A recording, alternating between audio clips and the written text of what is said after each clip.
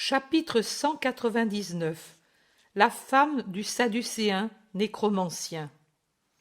C'est encore Jésus qui va inlassablement par les routes de Palestine. Le fleuve est encore à sa droite et il avance dans le même sens que la belle eau, bleue et qui scintille là où elle reçoit le baiser du soleil, bleu-vert près des rives où l'ombre des arbres se reflète avec son vert foncé. Jésus est au milieu de ses disciples. J'entends Barthélemy qui lui demande « Alors, nous allons vraiment vers Jéricho ?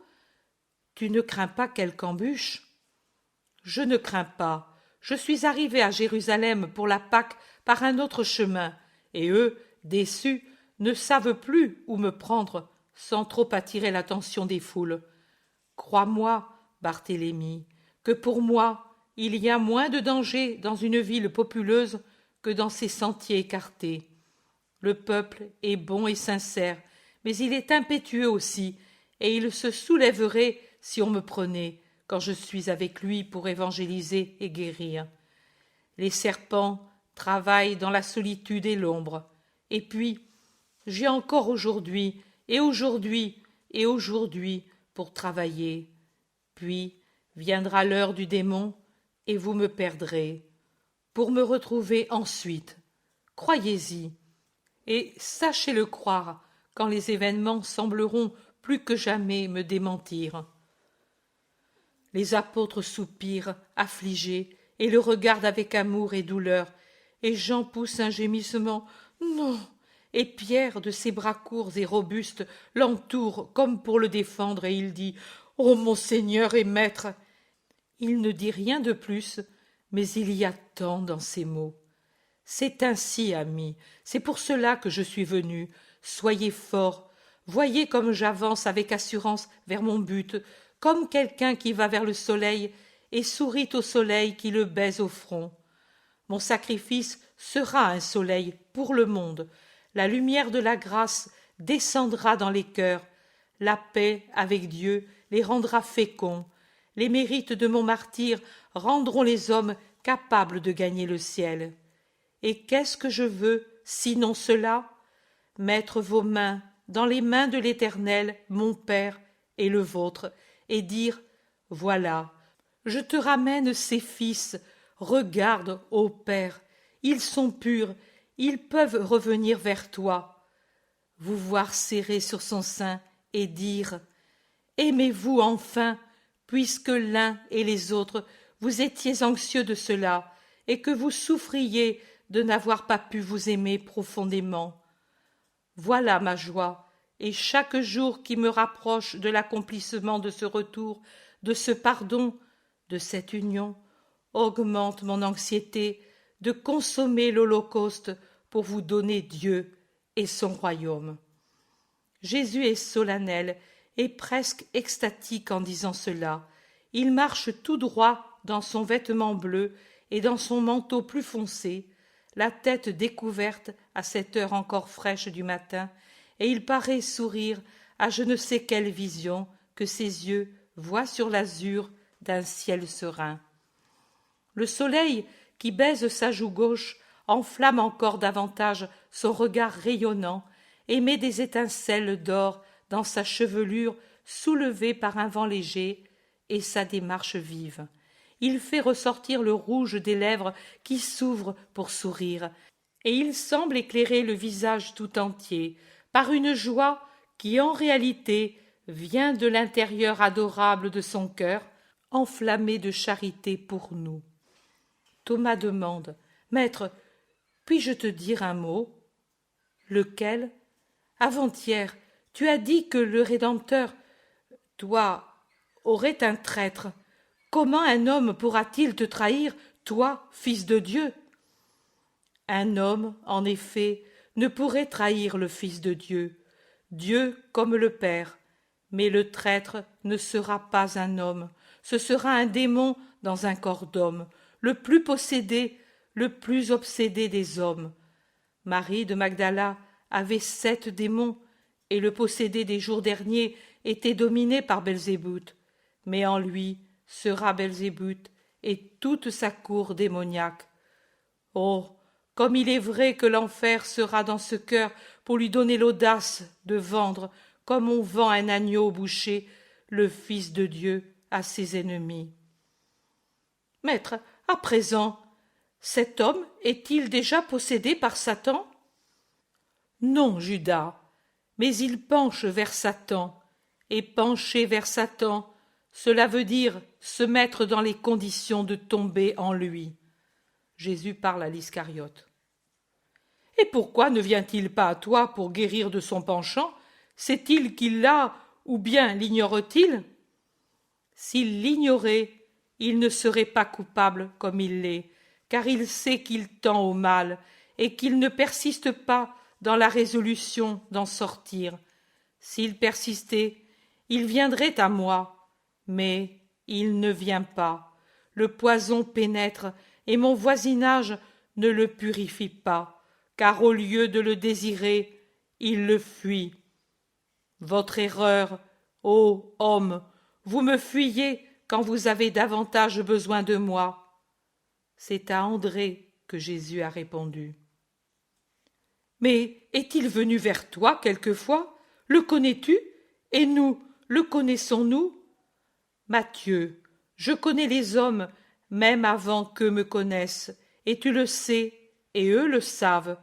C'est moi qui vous ai appelé parce que je vous connaissais. Mais le connaissons-nous? Insiste Matthieu.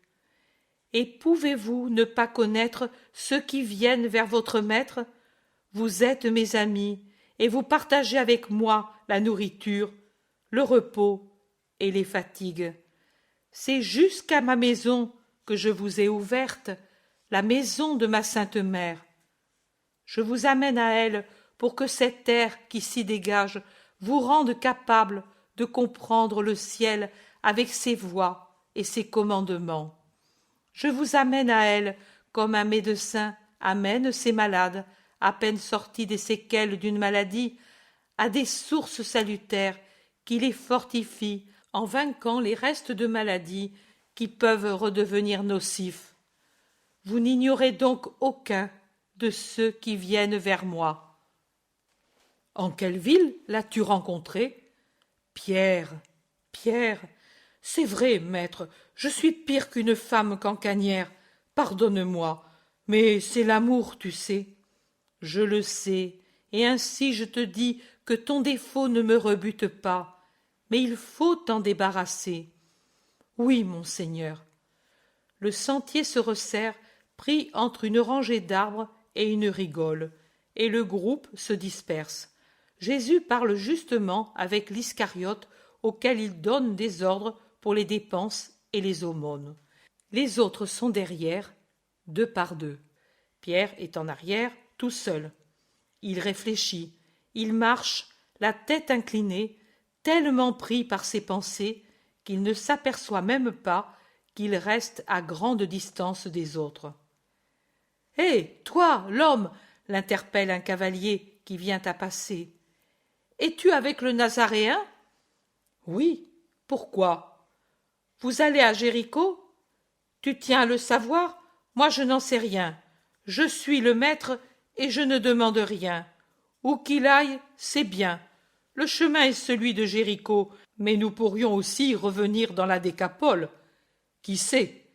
Si tu veux en savoir davantage, le maître est là-bas. » L'homme éperonne son cheval, et Pierre lui fait par derrière une curieuse grimace, et il bougonne. « Je n'ai pas confiance, mon beau seigneur. Vous êtes toute une bande de chiens. Moi, je ne veux pas être le traître. Je me le jure à moi-même. Cette bouche sera scellée. Voilà. » Et il fait un signe sur ses lèvres, comme pour les cadenasser. Le cavalier a rejoint Jésus. Il l'interpelle. Cela donne à Pierre la possibilité de rejoindre les autres. Quand l'homme repart, il salue de la main l'Iscariote. Personne ne le remarque, sauf Pierre, qui arrive le dernier, et il paraît ne pas applaudir à ce salut. Il prend Judas par une manche et il lui demande « Qui est-ce? Tu le connais? Comment donc ?»« De vue, C'est un riche de Jérusalem. Tu as des amitiés en haut lieu, toi. Bien, pourvu que ce soit bien. Dis-moi un peu, c'est cette figure de renard qui te dit tant de choses? Quelle chose? Mais celle que tu dis savoir sur le maître. Moi? Oui, toi. Tu ne te souviens pas de cette soirée d'eau et de boue au temps de la crue? Ah? Non, non. Mais tu penses encore à des paroles dites dans un moment de mauvaise humeur? Je pense à tout ce qui peut faire du mal à Jésus, choses, personnes, amis, ennemis, et je suis toujours prêt à tenir les promesses que je fais à celui qui veut faire du mal à Jésus. Adieu. Judas le regarde s'en aller avec une attitude curieuse. Il y a de la stupeur, de la souffrance, du dépit, et je dirais même plus, de la haine. Pierre rejoint Jésus et l'appelle. « Oh, Pierre, viens !» Et il lui met le bras sur l'épaule. Qui était ce juif hirsute? Hirsute, Pierre? Il était tout pomponné et parfumé. C'est sa conscience qui est hirsute. Défie-toi, Jésus. Je t'ai dit que ce n'est pas le temps pour moi, et quand ce sera le temps, aucune défiance ne me sauvera. Si je voulais me sauver, les pierres elles-mêmes crieraient et m'enchaîneraient si je voulais me sauver. C'est possible, mais défie-toi, maître. Pierre, qu'as-tu? Maître, j'ai une chose à te dire et un poids sur le cœur. Une chose? Un poids? Oui, le poids est un péché. La chose est un conseil. Commence par le péché. Maître, je hais, j'ai du dégoût. Voilà, si je ne hais pas, puisque tu ne veux pas que l'on haïsse pour l'un de nous, il me semble être près d'une tanière d'où sort une puanteur de serpent en chaleur. Et je ne voudrais pas qu'ils en sortent pour te nuire. Cet homme est une tanière de serpent, et lui-même est en chaleur avec le démon. D'où le déduis-tu? Bah, je ne sais pas. Je suis rustre et ignorant, mais je ne suis pas stupide. Je suis habitué à lire dans les vents et les nuages, et il m'arrive aussi de déchiffrer les cœurs. Jésus, j'ai peur. Ne juge pas, Pierre, pas de soupçon. Le soupçon crée des chimères. On voit des choses qui n'existent pas. Que le Dieu éternel veuille qu'il n'y ait rien, mais moi je n'en suis pas sûr. Qui est-ce, Pierre? Judas de Kériote.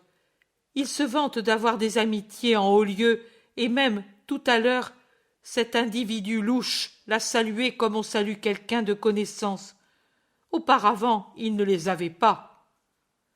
Judas est celui qui reçoit et distribue. Il a l'occasion de fréquenter les riches. Il sait y faire. Oui, il sait y faire. Maître, dis-moi la vérité. Tu n'as pas de soupçon? Pierre, tu m'es si cher à cause de ton cœur, mais je te veux parfait. N'est pas parfait celui qui n'obéit pas.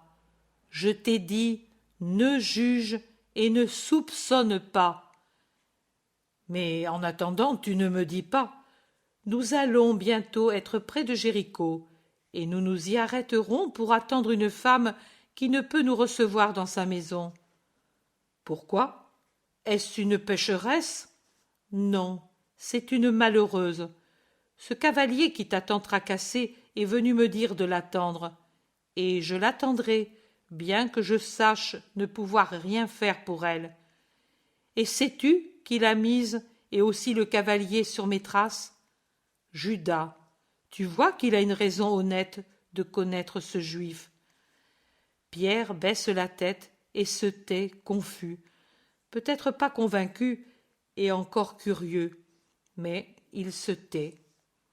Jésus s'arrête en dehors des murs de la ville et, fatigué, il s'assoit à l'ombre d'un bosquet qui abrite du soleil une fontaine près de laquelle il y a des quadrupèdes à l'abreuvoir. Les disciples s'assoient eux aussi en attendant. Ce doit être un quartier très secondaire de la ville, car à part les chevaux et les ânes qui appartiennent certainement à des marchands en voyage, il y a peu de monde. Une femme s'avance, tout enveloppée dans un manteau foncé et le visage presque couvert. Le voile épais et foncé descend à la moitié du visage. Il y a, avec elle, le cavalier de tout à l'heure, maintenant à pied, et 3 autres hommes, somptueusement vêtus. « Nous te saluons, maître. Paix à vous. C'est la femme, écoute-la, et exauce son désir. Si je puis. Tu peux tout. Tu le crois, toi, Sadducéen ? Le Sadducéen, c'est celui qui était à cheval. Je crois à ce que je vois. Et tu as vu que je puis ? J'ai vu. Et pourquoi le puis-je, tu le sais ? Silence. Puis-je savoir, moi, comment tu juges que je le puis ? Silence. Jésus ne s'occupe plus de lui ni des autres. Il parle à la femme. Que veux-tu ? Maître, maître, parle donc sans crainte. La femme jette un coup d'œil oblique à ceux qui l'accompagnent et qu'ils interprètent à leur manière. La femme a son mari malade et te demande sa guérison. C'est une personne influente de la cour d'Hérode. Tu as intérêt à l'exaucer. Non parce qu'elle est influente, mais parce qu'elle est malheureuse, je l'exaucerai, si je peux. Je l'ai déjà dit, l'ai déjà dit, l'ai déjà dit. Qu'a ton mari ? Demande Jésus. Pourquoi n'est-il pas venu ? Et pourquoi ne veux-tu pas que j'aille le trouver ? Autre silence et autre regard oblique. Veux-tu me parler sans témoin ? Viens. Il s'écarte de quelques pas. Parle. Maître, je crois en toi. Je crois tellement que je suis certaine que tu sais tout de lui, de moi, de notre vie malheureuse. Mais lui ne croit pas, mais lui te hait, mais lui ne peut guérir, car il n'a pas la foi. Non seulement il n'a pas la foi en moi, mais pas même dans le vrai Dieu. Ah, tu sais, la femme pleure désespérément. C'est un enfer, ma maison, un enfer. Tu délivres les possédés. Tu sais donc ce qu'est le démon. Mais ce démon subtil, intelligent, faux et instruit, le connais-tu ? Sais-tu à quelle perversion il amène ? Sais-tu à quel péché ? Sais-tu quelle ruine il cause autour de lui ? Ma maison, est-ce une maison ? Non, c'est le seuil de l'enfer. Mon mari, est-ce mon mari ? Maintenant il est malade et ne s'occupe pas de moi. Mais quand il était encore fort et désireux d'amour, était-ce un homme, celui qui m'embrassait, qui me tenait, qui me possédait ? Non, j'étais dans les spires d'un démon, je sentais la respiration et la glu d'un démon. Je l'ai tant aimé, je l'aime, je suis sa femme, et il m'a pris ma virginité quand j'étais un peu plus qu'une enfant. J'avais à peine 14 ans, mais quand je me rappelais cette première heure et qu'avec elle je repensais aux sensations intactes du premier embrassement qui m'a rendue femme, moi avec d'abord ce qu'il y a de meilleur en moi, puis avec la chair et le sang, je reculai d'horreur quand je me ressouvenais que lui est souillé par la nécromancie. Il me semblait que ce n'était pas mon homme, mais les morts qu'il évoquait qui étaient sur moi pour se rassasier de moi. Et même maintenant, même rien qu'à le regarder mourant et encore plongé dans cette magie, j'en éprouve du dégoût. Ce n'est pas lui que je vois, c'est Satan. Oh, quelle douleur est la mienne! Même dans la mort, je ne serai pas avec lui, car la loi l'interdit. Sauve-le, maître, je te demande de le guérir pour lui donner le temps de se guérir. La femme pleure avec angoisse. Pauvre femme, moi, je ne puis le guérir. Pourquoi, Seigneur? Parce que lui ne le veut pas.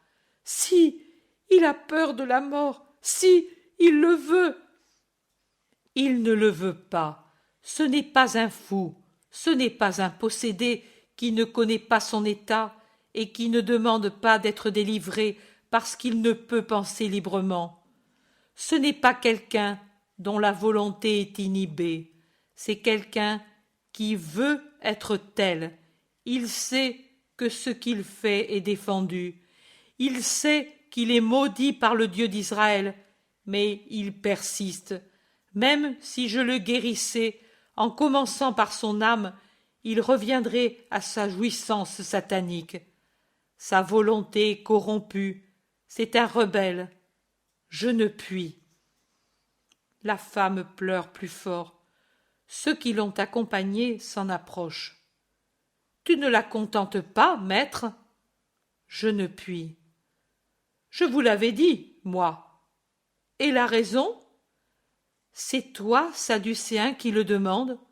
Je te renvoie au livre des rois. Lis ce que disait Samuel à Saül et ce que disait Élie à Ocosias. L'esprit du prophète reproche au roi de l'avoir dérangé en l'évoquant du royaume des morts.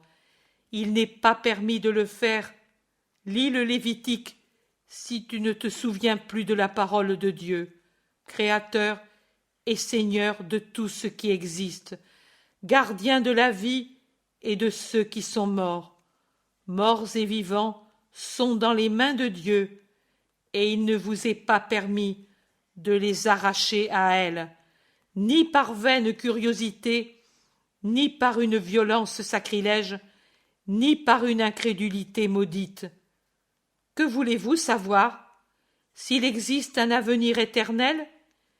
Et vous dites que vous croyez en Dieu. S'il y a un Dieu, il aura lui aussi une cour. Et que sera-t-elle si elle n'est pas éternelle comme lui, faite d'esprit éternel? Si vous dites que vous croyez en Dieu, pourquoi ne croyez-vous pas à sa parole? Sa parole ne dit-elle pas: vous ne pratiquerez pas la divination, vous n'observerez pas les songes? Ne dit-il pas: si quelqu'un s'adresse aux mages et aux devins et fornique avec eux, je retournerai contre lui ma face et l'exterminerai du milieu de son peuple? Ne dit-il pas: ne vous faites pas des dieux à votre convenance? Et qu'êtes-vous, des Samaritains et des perdus, ou des fils d'Israël? Et qu'êtes-vous, sots ou capables de raisonner? Et si vous raisonnez pour nier l'immortalité de l'âme, pourquoi évoquez-vous les morts? Si elles ne sont pas immortelles, ces parties incorporelles qui animent l'homme, que reste-t-il d'un homme après la mort?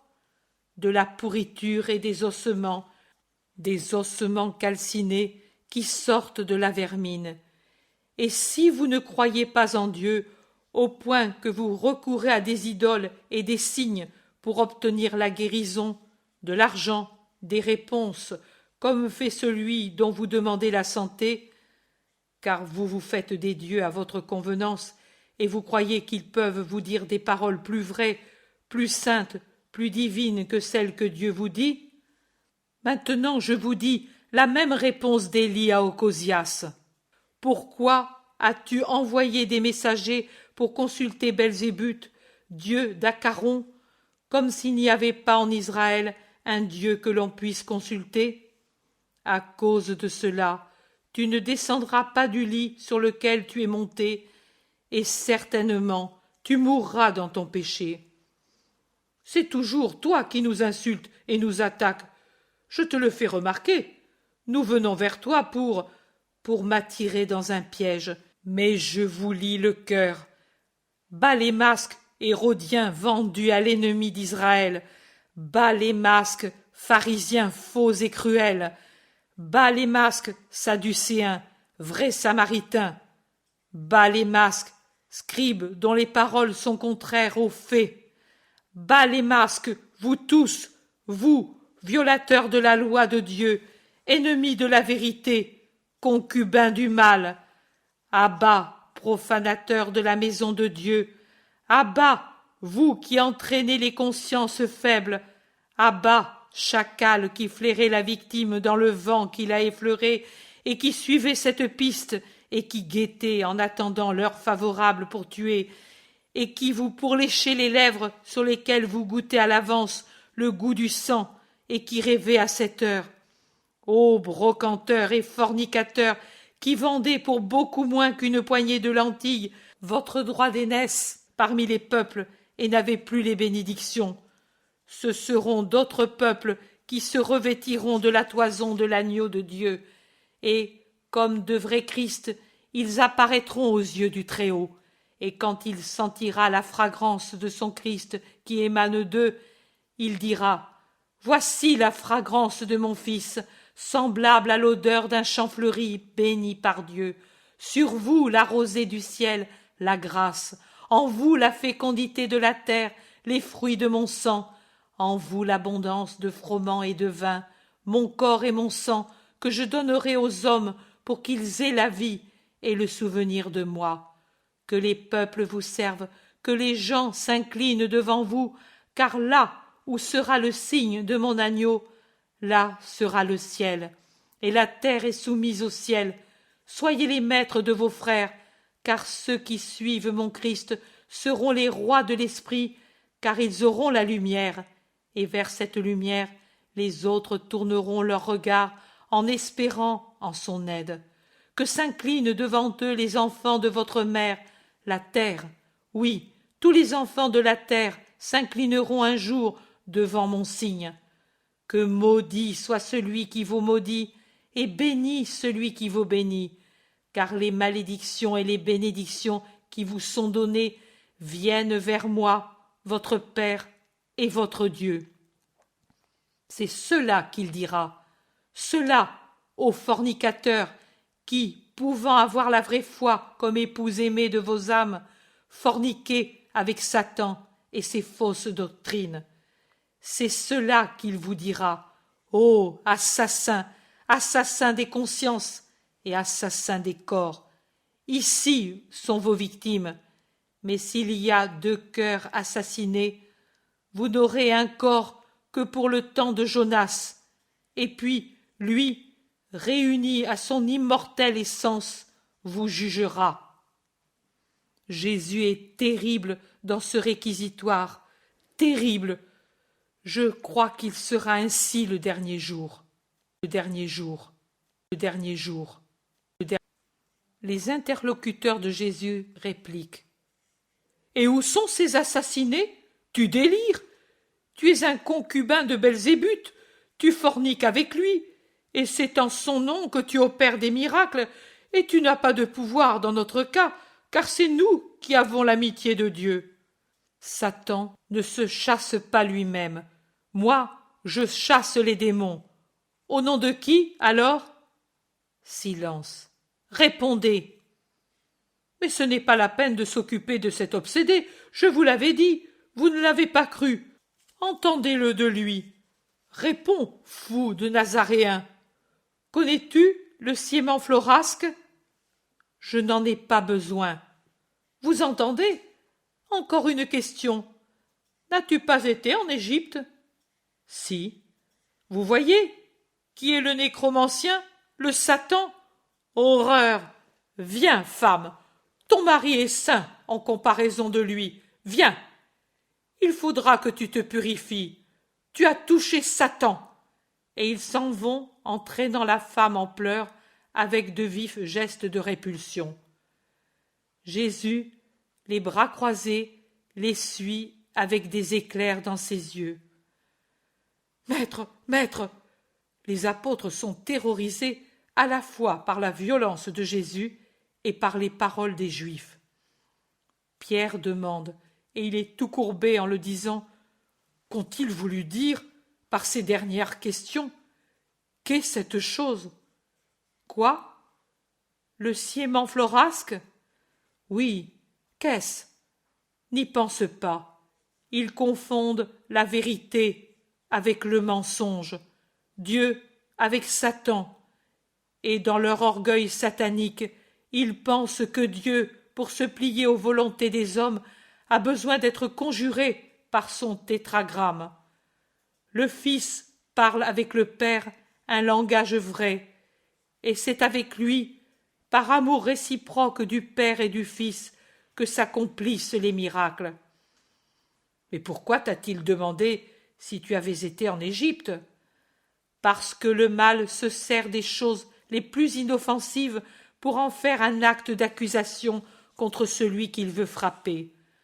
Mon séjour d'enfance dans la terre d'Égypte sera un des chefs d'accusation à l'heure où ils se vengeront. Vous et vos successeurs, sachez qu'avec Satan plein d'astuces et ses serviteurs fidèles, il faut avoir double astuce. C'est pour cela que je vous ai dit, soyez rusés comme des serpents et pas seulement simples comme des colombes. Cela pour ne pas mettre la plus petite arme aux mains des démons. Et cela ne sert pas non plus. Allons. Où, maître? À Jéricho? Non, nous allons prendre une barque et passer de nouveau dans la Décapole. Nous remonterons le Jourdain jusqu'à la hauteur des Noms, et puis nous débarquerons. Ensuite, sur la rive de Génézareth, nous prendrons une autre barque, et nous passerons à Tibériade, et de là à Cana et à Nazareth. J'ai besoin de ma mère, et vous aussi en avez besoin. Ce que le Christ ne fait pas par sa parole, Marie le fait par son silence. Ce que ne fait pas ma puissance, sa pureté le fait. Oh, ma mère! Tu pleures, maître, tu pleures. Oh non! Nous te défendrons, nous t'aimons. Je ne pleure pas, et je ne crains pas ceux qui me veulent du mal. Je pleure parce que les cœurs sont plus durs que du jaspe, et je ne peux rien sur beaucoup d'entre eux. Venez, mes amis. Ils descendent à la rive et remontent le fleuve en barque. Tout finit ainsi.